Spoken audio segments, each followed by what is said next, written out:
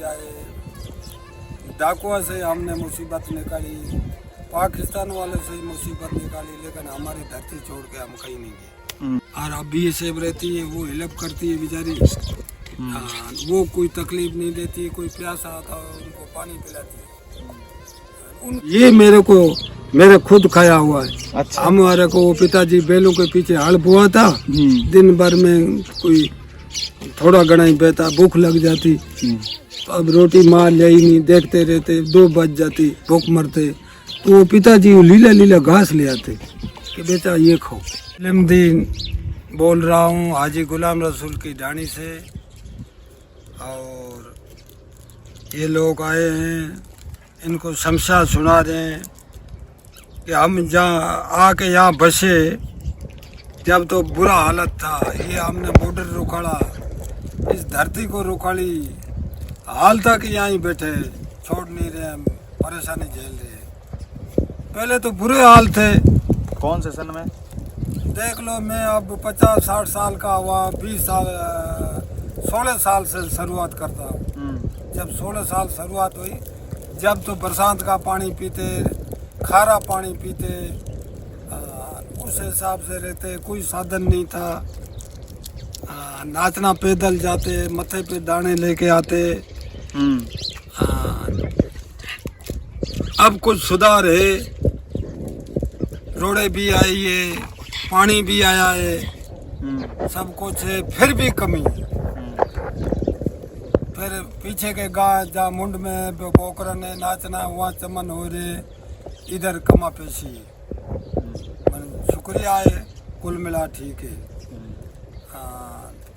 सरकारें सब आती वो काम करती है, ऐसी बात नहीं करती है, लेकिन कांग्रेस की टाइम का गरीब के लिए मेरी तरफ से तो अच्छी सरकार चलाते हैं, अच्छा ही काम किया है, जितना हुआ उतना हेल्प किया। और बाकी सरकारें आती है वो अपनी तरफ से तो करती है, लेकिन इतनी सुनाई नहीं होती हर एक किसान की, कोई मेरी बात नहीं है। भारत और पाकिस्तान का जो बंटवारा हुआ था, युद्ध हुआ था, उस समय आपकी उम्र कितनी थी? अब उस साल तो 10-12 होगी, थोड़ी थोड़ी याद आ रही है, थोड़ा थोड़ा ऐसे फौजें आती, वो इन्हें याद आ रहा, पूरी बात तो याद नहीं है, लेकिन पिताजी बात करता था, वो हम ही सुनते थे। इधर मुकाबले भी हुए, डाकू भी आए, डाकुआ से हमने मुसीबत निकाली, पाकिस्तान वाले से ही मुसीबत निकाली, लेकिन हमारी धरती छोड़ के हम कहीं नहीं गए। हाँ, इस जगह पे ही बैठे हैं और इस जगह में रहना चाहते हैं। उस समय सबसे बड़ी समस्या क्या थी? डाकुओं से थी, माल मवेशी के लिए थी, पानी के लिए थी? शुरुआत में पानी थी तो थी, माल मवेशी थी, उसमें गुजर करते, बाकी कोई धंधा नहीं था। घी मिल जाता, दूध मिल जाता, लेकिन पानी नहीं मिलता। फिर ये डाकू वाली समस्या थी, वो रात के आते, किसी को छीन ले जाते, किसी का ऊँट ले जाते, किसी के पैसे छीन लेते, तो उनसे हमने मुकाबला दिया, जैसे तैसे टाइम पास किया। फिर सरकार आई, ये फौजों ने उनका पापा कटा दिया, फिर आराम हो गया। और अब भी ये सेब रहती है, वो हेल्प करती है बेचारी। वो कोई तकलीफ नहीं देती, कोई प्यासा आता है उनको पानी पिलाती है। उनके सारे से हम यहाँ बैठे हैं, उनके सारे से हमारे को कोई तकलीफ नहीं होती, जाने में आने में उनकी मेहरबानी। कितना सहयोग और कैसा मेल मिलाप है आपका और फौजियों के बीच में उस समय? उस समय अच्छा था, जो फौजी हमारे ऊपर यकीन रखते, हम झूठी बात बताते नहीं, चोरी यारी करते नहीं, तो सही था। हाल तक ही हमारा बीएसएफ पे भरोसा है, बीएसएफ का मेरे ऊपर भरोसा है। बस हमसे हर चीज लकड़तार ले लेते हैं, सुख शांति। कोई हरकत करते हैं तो हम पहले उनको बता देते। उस समय जब तारबंदी नहीं थी, उस समय हमारे पशु उधर चले जाते, वहाँ के पशु इधर आते, तो उस समय का क्या माहौल था? उस टाइम के समय का माहौल ये था, तार नहीं थे, पशु चले जाते तो बेचारी सरकार या बीएसएफ ये मदद करती, इधर से पर्ची बना देती कि वो नज़दीक ढूंढ लो और आपका माल लेके उनको बता के वापस आ जाओ। उनका इधर आ जाता तो ये अफसर भी उनकी हेल्प करेगा, आपका पशु ले जाओ वापस। हमने हमारी जिंदगी में तो देखा नहीं। पिताजी ये बात करते थे, उनके पिताजी वो के वहाँ से धान लाते 50 किलो लाया तो सबको किलो किलो देते। अच्छा, कि भाई ये खाओ, फिर तू जाएगा तो हमारे को ला देना। ऐसे टाइम पास करते, ज्यादा दूध चाय पी करते, अनाज खाद आपते नहीं, ऐसे लाकर दूर दूर ये बॉर्डर का तो यही माहौल था। वो पिताजी बात करता, हम सुनते। बोलते हैं कि जो घास की जो रोटियां बनाई थी लोग, वो ही बात करते हैं कि ये खेजड़ी है ना, ये खेजड़ी के छबड़े ये कूट के खाते नहीं मिलते थे। ये मेरे खुद खाया हुआ है। अच्छा, हमारे को वो पिताजी बैलों के पीछे हल बोआ था, दिन भर में कोई थोड़ा घना ही बेता, भूख लग जाती तो अब रोटी मार ले ही नहीं, देखते रहते, 2 बज जाती, भूख मरते। तो वो पिताजी लीला लीला घास ले आते कि बेटा ये खाओ। तो वो घास लीला लीला वो हम मेरा खाया हुआ है, वो खाते, इधर देखते रोटी आए, ऐसे टाइम पास करते।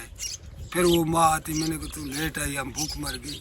तो को बच्चा वो थोड़ा घना दाना ले आया तो वो अच्छा किया, वो घट्टी से पीसा, फिर वो आटा ले आया, फिर बच्चा आधी आधी रोटी खा लो।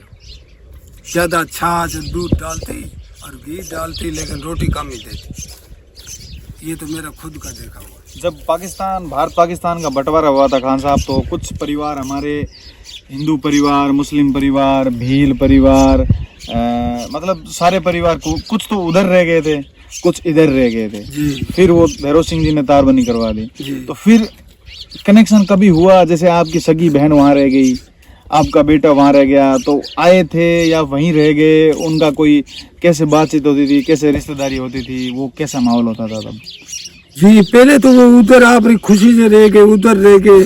हम निशन नादी में पहली तरफ थे, तो बंटवारा होने लगा। हम तो हमारे इलाके में पहले गाँव राचन वाला ही था, हम तो यहाँ रहना चाहते। यहाँ आगे वो तारबंदी हुई या पिलर हुआ, उधर के उधर, इधर के इधर, फिर था पिलर ही। कभी वो इधर गायने आ जाते, कोई ये इधर जाते, ऐसे चलता रहता। अब उधर वाले उधर रहे, इधर वाले इधर रहे। ज़्यादा लाख तो लोग जाते ही नहीं है। बॉर्डर सीमा होने के बाद कोई जाता है तो पास से चले जाओ, आराम से रहो, घूम फिर के आ जाते। बारात कैसे जाती थी उस समय में? घोड़ों से, ऊँटों से, गधों से, गाड़ियों से? भाई उस टाइम में बारात तो ऊँटों पे जाती थी। हाँ। गाड़ी तो इस साल में देखिए, मैं खुद गया तो ऊँटों के बारात ले लो, एक ट्रक ले आए, उसमें सब गए। लेकिन ऊँट श्रृंगार है, वो बढ़िया उसको श्रृंगार करते, श्रृंगार करते, भगाते, खुशी करते। हाँ, वो देखे जाने तो वो ठीक था।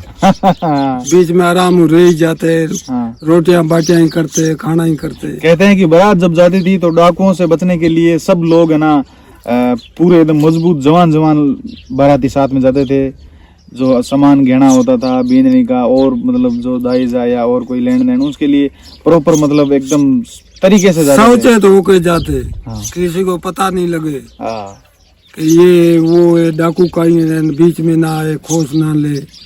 उस हिसाब से रात का चलते, दिन का नहीं चलते। रात चलते, दिन के सो जाते। यहाँ अपने इस बॉर्डर के उस पार ऐसे कोई टोबे हैं जो पूरे साल ही भरे रहते थे पानी से? भाई हमारे यहाँ नजदीक निसंद ये नादे 6 महीने तो भरे रहते। क्या क्या नाम है उस टोबों का? वो टोबे का निसंद नादी और जोगड़ी नादी, इसमें 6 महीने भरे हुए हमने देखे। वैसे तो पता नहीं, हमारा फूट जाता, हमारी गाय वो पानी की वजह से वहाँ चली जाती। अच्छा। खारा पीती नहीं, वो मीठे में भाग जाती। वो उन टोबों का क्या नाम होता था, क्या नाम से जानते थे उनको? वो निसंद नादी और एक जोगड़ी नादी। हमारी तो हाथी इतनी ताकत थी, गाय जाती तो वो पानी पी अपने आप ही चली आती। कोई पकड़ ले, कोई रोक ले, या गाय हम गुम जाए तो वो अलग बात। तादाद कितनी होती थी गायों की, ऊँटों की, भेड़ों की, बकरियों की? 500 भेड़ तो मेरे पास थी। ठीक। 30-35 गाय मेरी थी। इनसे ज्यादा ही लोगों के पास थी, कम नहीं थी। मुख्य काम यही था? काम मुख्य ये था। पैसों माल मौसी चारों, और उनके पैसे हो जाते, बिया शादी कर लेते। एक भाई का एवड़ 4 दाद, 2 भाई बेटे आता ही करते। उस समय अगर आपके पास 50,000 रुपये नगद होते तो उस समय आपका पावर कितना था कि भाई उसके फलाना राम के पास 50,000 रुपये नगद पड़े हैं? 50,000 ने वो उसको करोड़पति कहते हैं। हाँ, उसके पास 50,000 रुपये। हाँ, एक दूसरे से हेल्प वगैरह व्यवहार होता था? व्यवहार होता था, ऐसा नहीं था कि बेईमानी थी, किसी के पास क्या होया वो पैसे दे देते। वाह, वो एक दूसरे हेल्प करता, कोई भूखा होता उसको दाने दे देते। आजकल तो करोड़ों पैसे पे 1,000 रुपये नहीं देते, क्या करें। कितना भाईचारा है आज भी हिंदुओं में और यहाँ के जो मुस्लिम भाइयों में? हिंदू मुस्लिम में तो यहाँ कोई फर्क नहीं है। हिंदू हमारा इतना प्रेम रखता है जो भाई से आगे हमारे यहाँ आ जाते हैं। आपने सुना है कहीं भी सुनी अभी फोन आया, कहीं हेल्प करे, वो बेटे बेटे पास गए दिन का फोन आया, हम सोचते हैं कि उनका आ रहा है, यहाँ बेटे उनका काम होता है, हमारा वहाँ करते हैं। मतलब ऐसे दिमाग में कभी नहीं आता आप लोगों के भाई मैं मुस्लिम हूँ और ये हिंदू है? बिल्कुल बिल्कुल बिल्कुल, वो आता ही नहीं, कुछ नहीं। लोग कहते हैं कि ये हिंदू मुसलमान है, ये हमारे इस इलाके में कुछ नहीं, हमने तो नहीं देखा। आज शादी हो तो हिंदुओं के हम जाते हैं, हिंदू यहाँ माते ही दबा खुशी से नाचते। कल हमारी बरसात शादी थी, उसमें हमारे कम आए, जाट बिश्नोई वगैरह बहुत आए, प्रेम से। उनको कोई जरूरी नहीं था, लेकिन प्रेम की वजह से बहुत आए, कोई कमी नहीं। आपके इस एरिया का ये जो भारत पाकिस्तान सीमा का लास्ट एक गांव है, इस गांव का नाम है गुलाम रसूल की ढाणी। क्या चाहते हैं आपकी सरकार हमें और अच्छी व्यवस्थाएं दे इस गांव के अंदर? क्या क्या चीज़ें जो है अभी होनी बहुत ज़रूरी है बच्चों के लिए, भविष्य के लिए? अब इसमें बच्चों के लिए तो स्कूल हुए 10वीं, तो बच्चे पढ़े, कहीं जाना नहीं पे, दूर का एक बॉर्डर का इलाका है, इसमें होना जरूरी है। एक तो वो होना चाहिए। फिर जो ये गांव है राचन वाला, ये रोहनिया विलेज है, इसको 10 साल हो गए, इसमें कोई कमी नहीं है, कागजा में खाना पूर्ता ही पूरी है, कोई कमी नहीं कर। लेकिन ये रोहनिया विलेज नहीं है।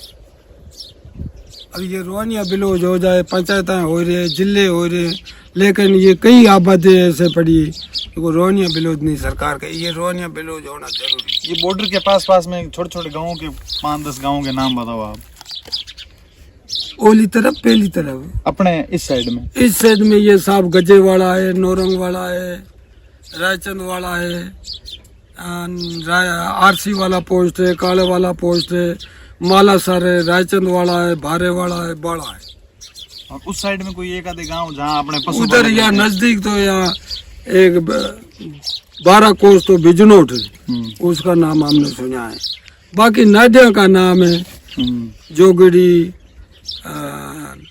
नेसन, हबीबाड़ा, नवड़ा, वहाँ पशु वाले लोग रहते। बाकी बड़ा गांव नहीं है। बड़ा गांव नहीं है, अपने जैसे पशुपालक ही हैं। पशुपालक। तो ये है आपके पूरी जिंदगी की जीवनी की कहानी? जीने की कहानी है। यहाँ अभी ये ढाणी नहीं चयनियत हो रही है, अभी सरकार को कोई इसको ढाणी चयनियत करे तो सबसे बड़ी ये है, सबसे बड़ी ये समस्या है।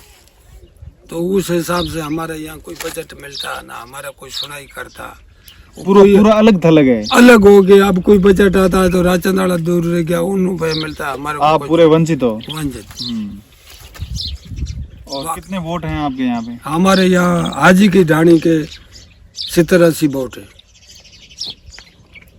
हाँ, ये कांग्रेस की सुनाई में तो कांग्रेस वालों को ध्यान नहीं है, वो बेचारे फकीर परिवार है, उनके तो हिलप बहुत ही ज्यादा है। इस ढाणी को उसने ये चमन किया, आबाद किया है, सही आबाद किया है। उनसे एक ही कमी रही है, बाकी जितनी दी है ये रोनिया विरोध नहीं है। बाकी तो ये सार बढ़ा दिया, हो सकता है ये कई दिनों से पंचायत भी बन जाए, कोई कमी नहीं। बाबा के बारे में शब्द बताइए। बाबा आया कभी जीतने के बाद में कोई क्या आप उनको लेकर आपके कितने है भाव की भाई, उनसे कितनी आशा? बाबा भी इंसान है, वो भी कोई गलत बात नहीं है, वो ही वोट मांगता है। लेकिन पीछे और यहाँ पैदा लोग कहते थे वो कांग्रेसी है, हमने उसको देखा नहीं, वो तो आया वोट मांगने, आपका खुद का वोट मांगने नहीं आया। अच्छा, बिल्कुल आया ही नहीं, तो हम क्या करें। ठीक है, हम कहते अब के थोड़ी ले रहे 2-4 छोरा वोट दे तो वो अलग चीज, मंगने वो नहीं आया तो अब कहाँ वोट तो देना ही है। जीत तो बाबा की मुस्लिम भाइयों ने जोर शोर से वैसे खड़ा हुआ जब भी शुरुआत थी कि एक बार इनको ही ले आए, लोगों को मोल बन गया, बिल्कुल मोल से ही वो आया, और वैसे वो नहीं आया, मंगाया जब आया। बाबा को एक बार यहाँ आना जरूरी है, जरूर आना चाहिए। हाँ। ये जो आपने गांव के नाम बोले इतने, मालासर, रायचंद, इन गांव में एक बार विजिट करना चाहिए बाबा को, विजिट करना चाहिए, बाबा को आना चाहिए। अब ये रोनिया बिलोज इस गांव को कर आए तो हम उनकी खुशी अदा करेंगे। बिल्कुल। उससे कोई हमारा बेर थोड़ा ही, वो इंसान है, वो इस देश का है, वो देश अभी चला रहा है, तो वो मिनक तो नहीं मारता है ना। जी जी जी। तो क्या बहुत बहुत धन्यवाद आपका। ये देखिए बहुत शानदार इन्होंने अच्छी बातें कही है दोस्तों। बॉर्डर के अंतिम गांव से ये आवाज़ सोशल मीडिया के माध्यम से आपके से शेयर की जा रही है, और इस वीडियो को शेयर करें। और इलमदीन खान साहब आपका नाम है? जी जी, मेरा नाम इलमदीन है, हाजी गुलाम रसूल का लड़का हूँ। अच्छी बात है, मैं गलत नहीं कहता, सब दुनिया मेरे से प्रेम रखती है, कोई बात नहीं करता है, सबकी भलाई। बहुत बहुत धन्यवाद।